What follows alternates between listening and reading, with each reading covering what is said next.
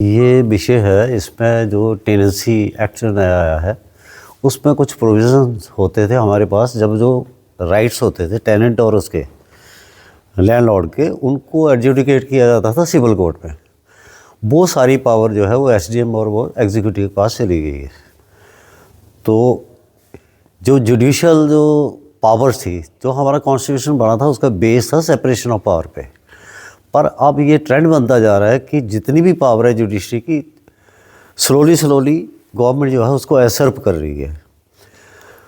अब मैं आपको बता दूं कि जो भी एसडीएम या डीसी कोई यहाँ पे कलेक्टर आते हैं, वो उन डिपार्टमेंट से, कोई फाइनेंस डिपार्टमेंट से आता है, कोई एक्साइज डिपार्टमेंट से आता है, कोई किसी डिपार्टमेंट पे आता है, तो उनको बेसिक लीगल नॉलेज भी कम होता है। तो अल्टीमेटली जो फ़र्क पड़ेगा वो लिटिगेंट के ऊपर पड़ेगा। और हम देखते हैं, मेरी भी 30 साल वकालत होगी, जैसे ही रेवेन्यू के पास जो हमारे वकील जाते हैं, वहाँ पे वैसे भी काम नहीं हो रहा है। और हमारी गवर्नमेंट जो है वो क्लेम करती है कि हम विकास में चल रहे हैं। तो इतनी ज़्यादा स्कीमें हैं कि जहाँ पे हमारे बुकला साहिबान जाते हैं तो बोलते हैं जी डीसी साहब इस मीटिंग में गए हैं, डीसी साहब दौरे पे गए हैं, एडिशनल डीसी साहब कहीं और मीटिंग में हैं। तो कोर्ट्स वहाँ पे रेगुलर कभी नहीं चलती।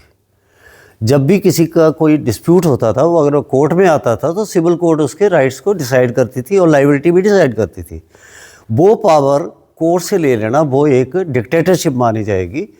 और गवर्नमेंट को हम इस स्ट्राइक के माध्यम से ये बताना चाहते हैं कि इन चीज़ों से वो रिफ्रेन करें।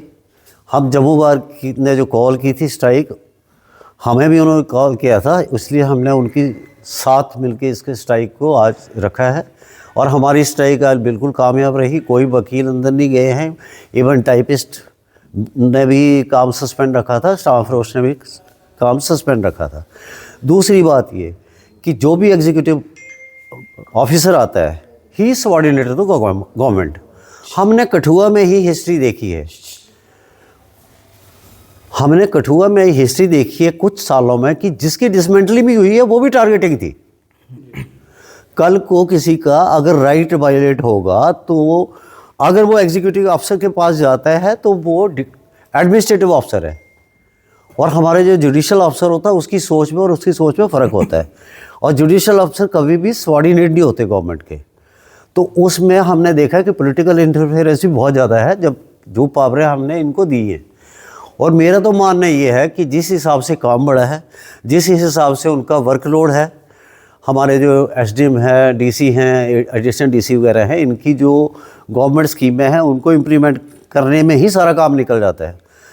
तो इस जो वर्कलोड को देखते हुए मैं तो बोलता हूँ हर चीज़ के लिए एक जुडिशल ट्रिब्यूनल बनना चाहिए और उनके जुडिशल मेंबर होने चाहिए। ये उल्टा करने की यहाँ से पावर ले जाके एग्जीक्यूटिव को दे रहे हैं, जिससे किसी भी ना तो जनता का फ़ायदा होगा ना वकीलों का। हमारे वकील जाते हैं वहाँ पे लाइन में खड़े हैं, डीसी साहब आएंगे, पेशी है, 3 बजे आएंगे, वो खड़ा रहेगा। डीसी साहब आज नहीं आए, वो वापस आएगा। तो इन केसों में यही होगा, बाद में भी जनता भी सफ़र करेगी, हम तो सफ़र करेंगे। और गवर्नमेंट को चाहिए कि जो कॉन्स्टिट्यूशन का बेसिक जो स्ट्रक्चर था, separation of power, judiciary, executive और लेजिस्लेचर, तो इनको इंटरमिंगल मत करें। इससे क्या होगा, अगर हम नहीं रहेंगे ये भी नहीं रहेंगे। जुडिशल जो ऑर्गेनाइजेशन है, इसमें जो एनक्रोचमेंट हो रही है, ये बहुत दुखद विषय है और गवर्नमेंट को इससे दूर रहना चाहिए इन मसलों से। और इस स्ट्राइक के साथ साथ मैं ये बता देना चाहता हूँ कि आज सारे जम्मू प्रोविंस में स्ट्राइक थी। हमारे सारे वकील, जितनी भी बार एसोसिएशन है जम्मू प्रोविंस की, उन सब ने वर्क सस्पेंड रखा था और उनके साथ हमने भी वर्क सस्पेंड रखा था। हम उनके साथ हैं। हमारी जो पेरेंटल बार जम्मू बार है, उन्होंने एक अल्टीमेटम दिया है 10 दिन का, तो हम भी उनके साथ गवर्नमेंट को आज ये अल्टीमेटम देते हैं कि 10 दिन के अंदर अंदर इस एक्ट में जो भी एम्बिग्विटीज़ आई हैं, जिससे आपने जुडिशल पावर छीनी है, तो उसको रेस्टोर किया जाए। अदरवाइज स्ट्राइक को हम आगे वाली नीति जो है 10 दिन के बाद बताएंगे कि आगे क्या करना है। तो जनता परेशान होगी तो फिर उसका जिम्मेदार कौन है? क्योंकि जनता की परेशानी के लिए ऑलवेज गवर्नमेंट जिम्मेवार होती है। पर आजकल कुछ मीडिया जो यूट्यूबर हो गए सो कॉल्ड, वो बैठ जाते हैं जी कोर्टों में लोड बहुत ज़्यादा है, या कोर्टों में छुट्टियाँ ही क्यों होती हैं। ये वो जो है सब स्पॉन्सर्ड होते हैं। जनता जो भी प्रॉब्लम जनता को आती है, ड्यू टू एग्जीक्यूटिव आती है, क्योंकि ये अपने काम को सही नहीं करते। इन्हीं की वजह से हम हमेशा 80 सेक्शन CPC होती थी, उसका नोटिस देते थे गवर्नमेंट को कि भाई इनकी बात सुनी जाए, सो दैट कि इनको कोर्ट में ना आना पड़े। आज तक मैंने अपनी पूरी वकालत में ये नहीं देखा कि सेक्शन 80 से किसी काम हुआ है। तो जितनी लिटिगेशन है आज हिंदुस्तान में वो अगेंस्ट गवर्नमेंट है। जब गवर्नमेंट अपना काम नहीं करेगी तो अब वो जुडिशरी को ब्लेम करने का भी उनका कोई राइट नहीं बनता, और मॉरली भी उनको इस चीज़ से बचना चाहिए कि कोर्टों को क्रिटिसाइज किया जाए, वकीलों को क्रिटिसाइज किया जाए। वो अपना काम करते नहीं हैं। अब एग्जीक्यूटिव ऑफिसर क्या है, उसको अगर एक पॉलिटिकल बंदे का फ़ोन आ जाएगा तो किसी के घर को भी खाली करवा देगा वो। पर कोर्ट में ऐसे नहीं होता। कोर्ट में राइट एंड लायबिलिटी जो है प्रॉपर्ली एडजुडिकेट होती है with in the framework of law, जो कि एग्जीक्यूटिव में कभी भी नहीं होता और पॉसिबल भी नहीं है। तो आगे ये स्ट्राइक अब आगे कंटिन्यू रहेगी? मैंने आपको बताया कि जम्मू बार की साथ मिलकर हमने स्ट्राइक की है। अब हमारे जो रिस्पेक्टेड बार प्रेसिडेंट है जम्मू के, कोतवाल साहब, उन्होंने 10 दिन का अल्टीमेटम दिया है गवर्नमेंट को, और उस 10 दिन के अल्टीमेटम के बाद ही डिसाइड होगा कि आगे का फर्दर कोर्स ऑफ एक्शन क्या होगा।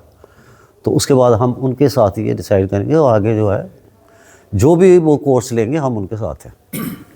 जनता के लिए क्या संदेश रहेगा फिर आपका? जनता के लिए संदेश ये है कि जनता को भी आगे आना चाहिए इन मसलों में। जब हमारे इस ऑर्गन में एनक्रोचमेंट होती है, अल्टीमेटली जनता ही सफ़र करती है। एडवोकेट्स को इतना फ़र्क नहीं पड़ता, क्योंकि उनका अपना काम है, वो करेंगे। अगर उनकी कोर्टें चली जाएंगी तो इनको लगता है कि काम ख़त्म हो जाएगा। वकीलों का काम ख़त्म करना मीन कि इस वक्त गवर्नमेंट का यही है कि इस ऑर्गन को ख़त्म करो जो आपको चेक कर रही है, और जितनी ब्यूरोक्रेसी है उसका जो इस्तेमाल है सारा इसी पे हो रहा है कि जुडिशरी को ख़त्म करो, सो दैट कि कोई चेक एंड बैलेंस रहे ही नहीं इस मुल्क में। तो इससे इनको बचना चाहिए, क्योंकि हमारी क्लास से जब इनका कन्फ्रंटेशन होगी तो कोई अच्छा से वो नहीं जाएगा, सिग्नल नहीं जाएगा सोसाइटी में। और सोसाइटी को भी सोचना चाहिए कि जो एडवोकेट जब भी कोई स्ट्राइक करते हैं तो उनके भी बेनिफिट में होता है। वो एडवोकेट अपनी राइट के लिए नहीं लड़ता, वो हमेशा किसी के भी राइट के लिए गवर्नमेंट से और किसी से भी लड़ने के लिए तैयार होता है। एडवोकेट का कोई अपना पर्सनल कॉज नहीं होता है, वो किसी के राइट के लिए लड़ रहा होता है। जब हमें लगता है कि उनके राइट और ज़्यादा वायलेट होंगे तो हम उन चीज़ों को एजिटेट करते हैं हमेशा, और आज भी हमने वही एजिटेट किया है कि इससे उनका कोई फ़ायदा नहीं होने वाला। एक चीज़ और मैं आपको क्लियर कर देना चाहता हूँ कि गवर्नमेंट का लिए एक लेम एक्सक्यूज़ लेके आएगी कि हम जी सिक्योरिटी पर्पज़ के लिए कर रहे हैं। तो उसके लिए ये भी हो सकता है बीट कांस्टेबल इनके साथ होते हैं। आपको एक साइबर सेल क्रिएट कर दो डिस्ट्रिक्ट में, जो भी किराए पे अपना मकान देता है वो वहाँ पे जाके अपनी रेंट डीड जो है उसको ऑनलाइन लोड करेगा, और उससे पूरे डॉक्यूमेंट, और वो अंडर सर्विलांस आएगा। जो भी इन्होंने इंक्वायरी करनी है, चाहे वो लैंडलॉर्ड है चाहे वो टेनेंट है, उससे हो जाती है वो। जैसे हमारा नेशनल क्राइम रिकॉर्ड जो NCRB एक ब्यूरो है, जिसमें कोई गाड़ी चोरी होती है तो उसमें वो फीड हुआ होता है। आपकी RC देखेंगे पता लग जाएगा गाड़ी चोरी की है। ऐसे जो है इसका जो डेटाबेस है, अगर इन्होंने तैयारी करना है तो उसके और भी मेथड है, पर जुडिशियल पावर को खींच लेना वो टोटली कंडेमनेबल है, और उसको हम स्ट्रांगली कंडेम भी करते हैं, और इस स्ट्राइक को हम कंटिन्यू करेंगे। 10 दिन के बाद जो भी जम्मू बार डिसाइड करती है उनके साथ ये सारा कुछ होगा।